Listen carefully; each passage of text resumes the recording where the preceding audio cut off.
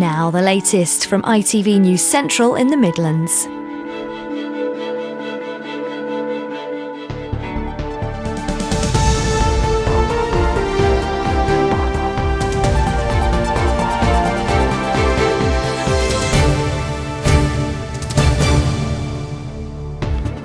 Welcome to our programme. The headlines tonight: the firework display which went badly wrong. Now a local council faces questions. Well, we were all focused on the fireworks, but then once the one started going over, and then when the one hit the ground, then we were like, someone's got to be hurt. The con men who cause accidents to claim insurance. Birmingham is the country's hotspot. Brown in bronze. West Brom legend Tony Brown honoured at the Hawthorns.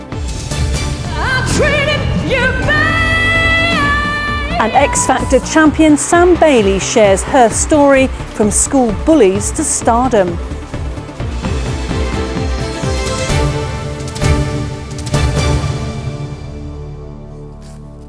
Good evening. One man was taken to hospital and two people, including a 7-year-old girl, were hurt when a firework went into the crowd at a display last night.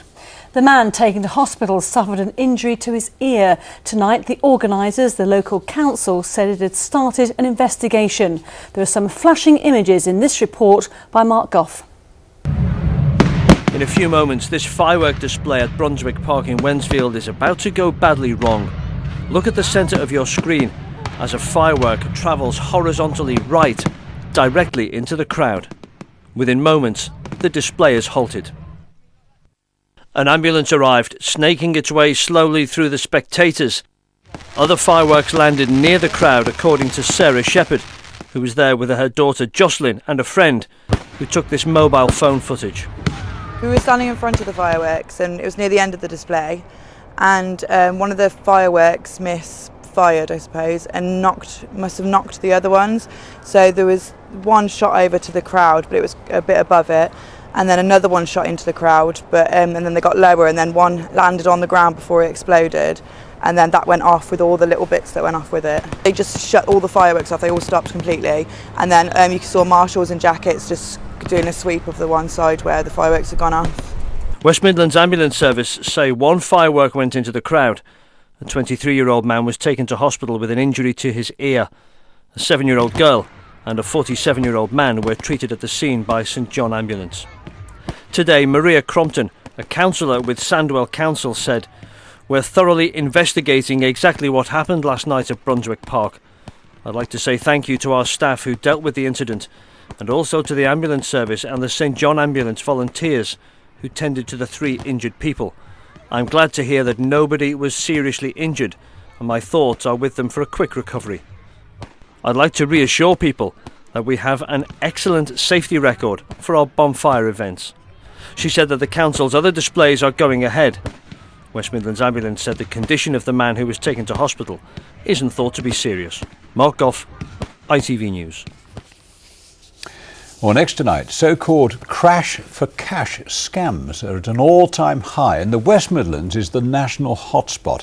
It's where road accidents are deliberately staged by criminal gangs intent on making money from whiplash compensation. So far this year, the level of organised fraud is already 21% higher than the whole of 2013. And according to one insurance firm, Birmingham has the highest rate in the country. Natalie Gray reports. What follows is no accident.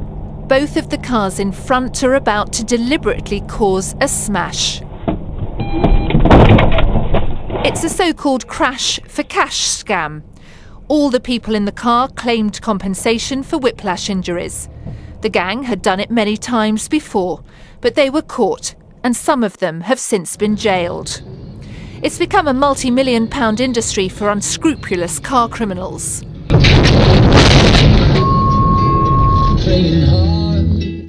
Staged car crashes are at an all-time high.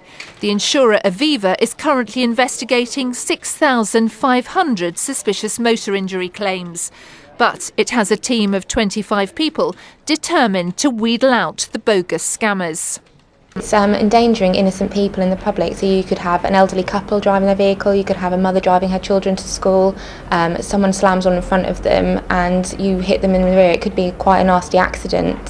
So it's important for us to make sure that these people are prosecuted for a criminal act, which is what it is. Crash for cash not only puts drivers in danger, it also hits their pockets. That's because it adds about £400 million to the cost of car insurance. That's £14 on every premium. Fraudsters frequently target roundabouts and slip roads. The advice is to stay alert and allow plenty of space between you and the car in front. Remain cautious if the car in front of you doesn't seem to have working brake lights. Ask yourself if the car looks like it has been in other accidents. Are the passengers turning around and looking at you for no reason? Aviva says it's such a big problem, the government needs to intervene. Aviva's asking the government to consider replacing compensation for short-term simple whiplash injuries with rehabilitation. We think that does three things. We think it gets people better, quicker, which is really important. We think it removes the incentive for fraudsters. And at the end of the day, it will keep premiums low for innocent motorists because whiplash compensation and fraud is a significant element of average motor premiums. If it does happen to you, the advice is stay calm, call the police and say you suspect it's a crash for cash scam. Meanwhile, more and more motorists are installing dashboard cameras to protect themselves from being taken advantage of. Natalie Gray, ITV News. Almost half of UK households are worried about paying their heating and electricity bills this winter, according to research carried out for ITV. Millions are now in what's called fuel poverty. And that's where energy bills are higher than average and plunge the family below the poverty line. For many, the choice between eating and heating is the harsh reality, as David Wood reports. Nikki and her 3 children are feeling the cold, but warming up is an expense too far. Any spare income goes straight on to heating bills. The family is now deep into fuel poverty, a term Nikki hates. I don't like it. I don't like it at all. I don't like the stigma that goes with it. Yeah, we don't put the heating on until we absolutely have to. Through the night there's no heating on. The heating will come on in the morning about an hour before they get up out of bed. I leave my bedroom door open through the night so my bedroom warms up then, first thing in the morning. But on the night we don't have the heating on. But Nikki isn't the only one worrying about bills. 46% of people are cutting back their spending on energy this winter, and more than half are turning to warmer clothes rather than the thermostat. And the problem is getting worse. The average annual gas and electricity bill is now over £1,300, and in the last decade people have seen costs rise massively, and yet they're actually using less energy. It's little wonder that people don't trust their energy supplier and are worried about whether they're really paying a fair price for their energy. But a cold home is also a dangerous one. 18 degrees is officially the minimum living temperature with no health risk, though by this stage you'll be noticing the cold. By 16 degrees, your resistance to respiratory diseases such as asthma becomes lower.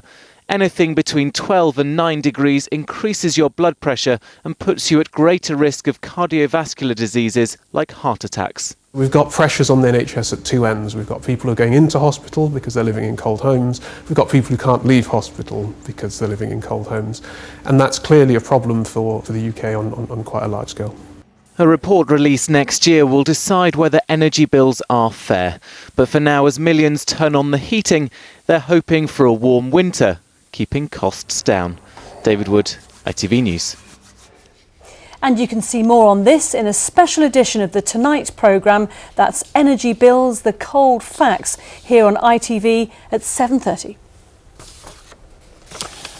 Now, on Remembrance Sunday, one person who will definitely be wearing his poppy with pride is former soldier Clive Smith. Yes, the 29-year-old from Cannock in Staffordshire lost both legs stepping on a bomb in Afghanistan. That was 4 years ago. 4 years ago. Indeed, he says the British Legion has helped him get back and it's taught him everything is possible. This is his story in his own words.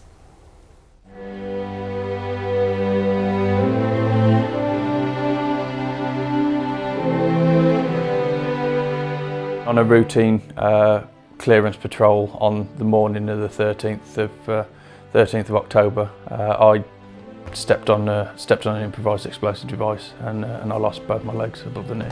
I was conscious throughout. I self-applied tourniquets, administered morphine to myself, just applied all the standard operating procedures that you never hope you ever have to use. It was just a case of trying to stay alive minute by minute really until the rest of the guys managed to get their way to me, because obviously the blast had blown them quite some distance as well. They saved my life basically. When you have a bad day, when you're doing a 9 to 5 job in an office, you have a bad day, you go home and you think no more about it. If you have a bad day when you're doing EOD work, then if you have a bad day, it tends to be a really bad day. And that's exactly what happened, you know. So it wasn't a case of being bitter and twisted. It was a fact of, well, it's happened. There's nothing I can do to change what's happened. It's to try and push on and keep going and carve out something new.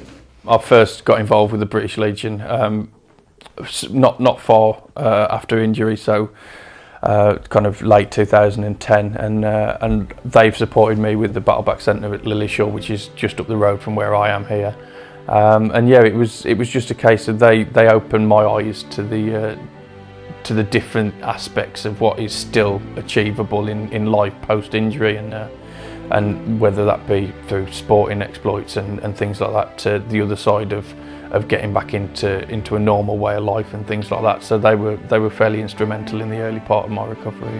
They've been fantastic with helping me remain that kind of positive mental outlook, if you like. And yeah, I say if it wasn't for the Legion and the other service charities that are out there as well, you know, then I wouldn't have been in the situation I am today. I just think it's massively important that people support the Poppy appeal, because it's helping guys like me get back to as normal a way of life as possible, really. And that sort of determination means they'll probably achieve more than many able-bodied people.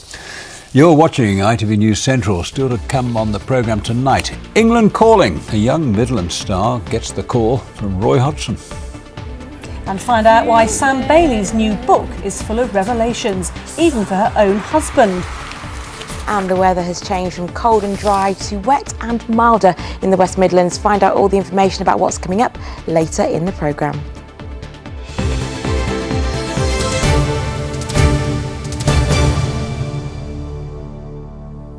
A young woman from Telford who became homeless at 16 is calling for a better deal for young people who end up on the streets through no fault of their own.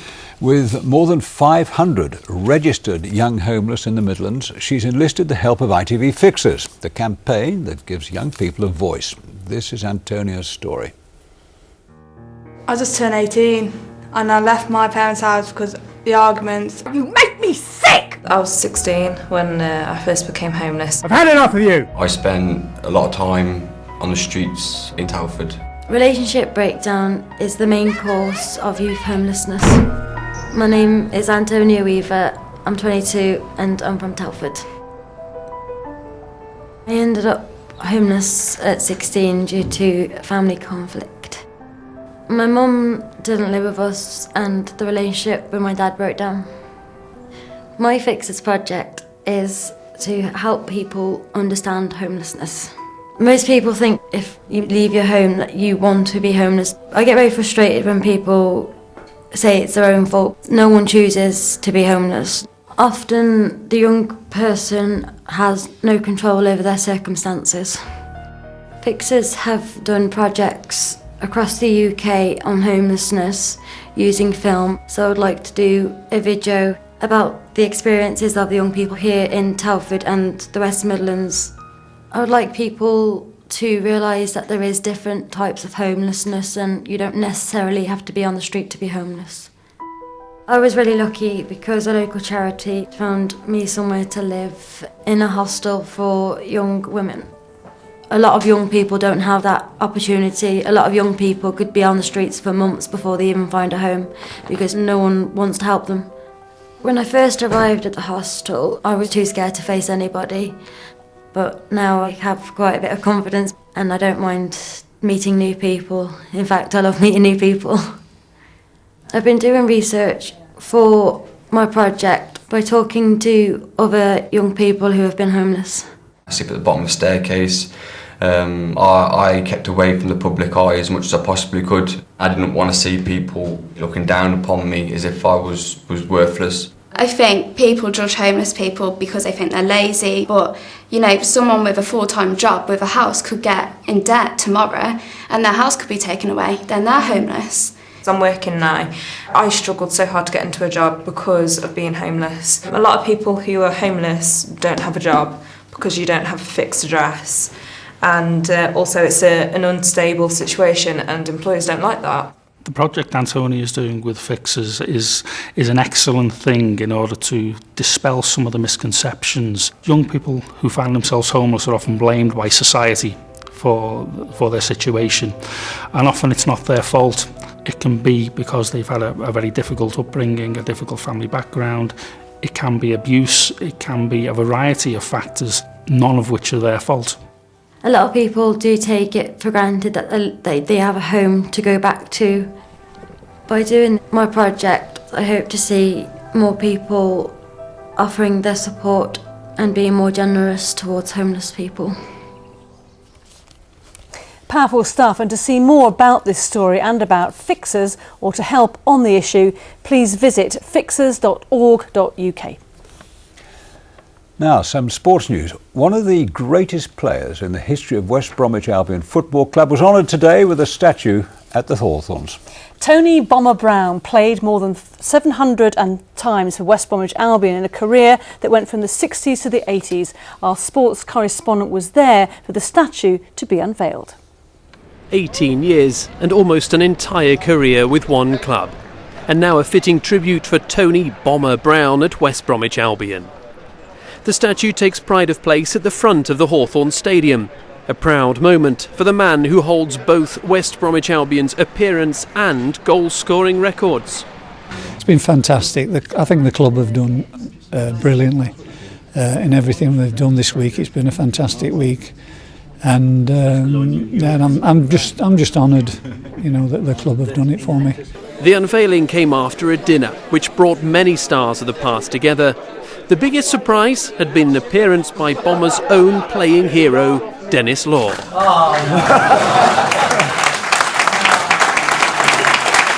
We played, 700 and something games, 270 goals or whatever, you know. You can't get any better than that. And for West Brom to put up this statue is really an honour that he truly deserves. Tony Brown played more than 700 times for Albion throughout the 60s, 70s and early 80s and found the back of the net on more than 200 occasions. We found it a privilege to play football and get paid, and that enthusiasm and the talent he had was second to none. It's goals that win your games, and Tony, having him in the side, you always felt that you had a chance of at least scoring one goal. He also enjoyed cup success, lifting both the League and the FA Cup. The latter of those also brought along as a reminder of his glory days. The goal record speaks for itself. He was always there, popping up with some spectacular goals and very memorable goals. He was in the first match that I ever came to at the Hawthorns when I was about 11 or 12. And you're pleased that he's being honoured today? Yeah. I could never do too much for him. After all these years, Tony Brown finally immortalised at the Hawthorns. But then again, it always was his home. Well, one other piece of sports news for you tonight. The 21-year-old West Brom striker Saido Berahino has been called up to the England squad. He could make his debut in the Euro 2016 qualifier against Slovenia at Wembley next weekend. Speaking to us in the last hour, he gave his reaction.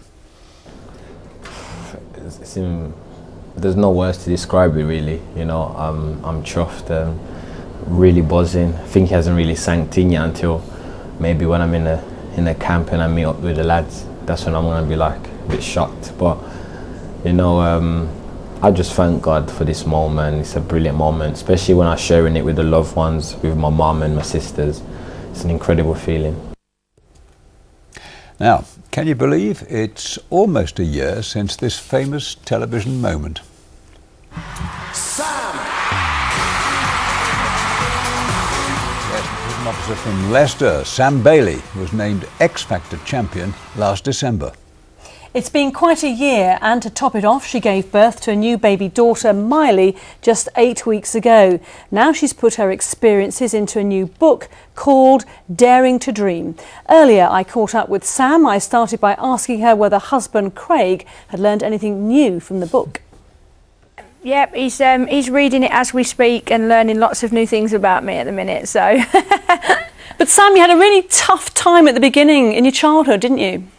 Yeah, I wouldn't say it was tough. It was just, it's all I've known. So, you know, growing up with, you know, alcohol and parents that argue majority of the time, and you know that I don't know any different, you know, from being a youngster.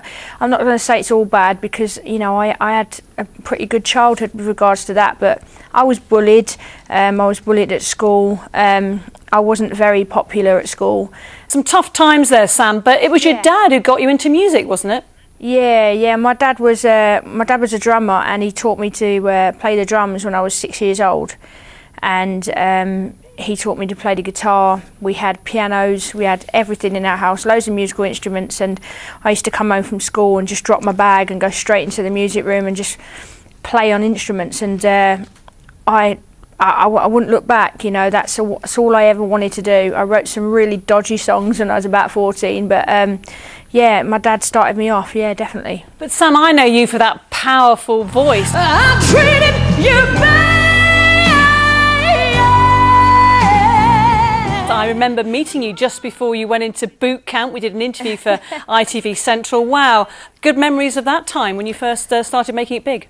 Yeah. I mean, this year's gone so quick, and like to think that this time last year I was on the live shows. It's just so strange to be watching it this year. I kind of want to jump down the TV and be a part of it all over again, because there's lots of aspects of it that I really miss, and I have something in common with the people that are in the competition this year. So it's been an eventful year, and so much has happened in such a short space of time. Yeah. How is Miley? Do you think she's going to follow in the musician's way? She doesn't really do anything. She's 8 weeks old, and she doesn't really cry. She grunts every now and again. She's got windy pops every now and again, but apart from that, it's you know, I want to talk to her, and I want her to talk back, so I'm kind of like wishing her life away better. But she's an absolutely gorgeous baby, and she's so easy, and I couldn't wish for a better bundle of kids, you know, I've got. And there's still lots of support for you, obviously, in Leicester. You're a big football fan, and the people who you live near, they still say, wow, there's Sam, she's doing so well. Yeah, I tend to get quite a lot of support from back home, and obviously being from Leicester, I'm a massive Leicester fan, and I've become quite good friends with a few of the players and their families and stuff, so yeah, I just try to be normal as much as I can, and if anyone stops me in the street and asks for a photo, I'm like, yeah, whatever, you know, come and have a photo. Do you want me to sign anything? And just going on my way and doing my normal stuff, you know, doing a school run and going shopping, so nothing's changed for me. I'm still who I am, so. Oh, she's very down to earth and not bad for a former prison officer. Well, it is amazing to think that she was, yes. And anyway, more about her time as a prison officer and her rise to fame through the book Daring to Dream. Now, dare we have a weather forecast from Janelle Aldrin? Well, she's here, and here it is.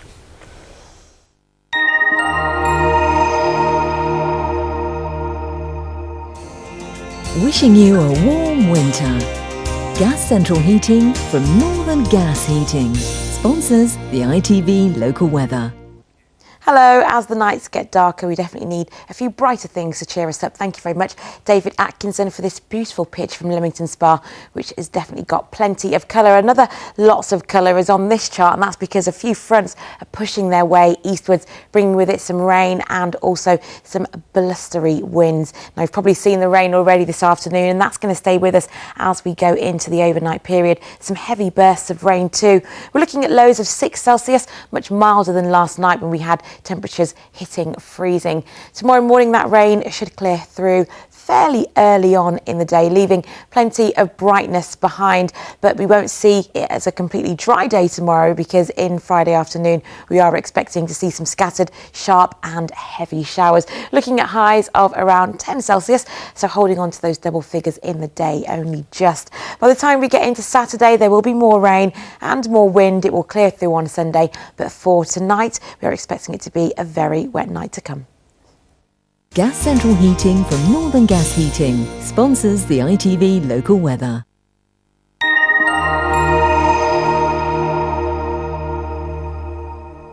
So we know what we're in for. Right, a reminder now of tonight's top stories on ITV News Central. An investigation is underway after a stray firework went into a crowd of people in Wednesbury. One man was taken to hospital and 2 others, including a 7-year-old girl, were treated after the display was cancelled at Brunswick Park last night. Birmingham has been named as a national hotspot for so-called crash for cash scams. It's where road accidents are deliberately staged by criminal gangs intent on making money from whiplash compensation. And one of the greatest players in the history of West Bromwich Albion Football Club was honoured today with a statue at the Hawthorns. Tony Bomber Brown played more than 700 times for West Brom in a career that went from the 60s to the 80s. And don't forget our website, there's a story there, including a campaign to make school uniforms cheaper. I'm sure you'll agree with that. That's it from us. Do have a pleasant evening. We'll see you tomorrow at the usual time. Bye-bye.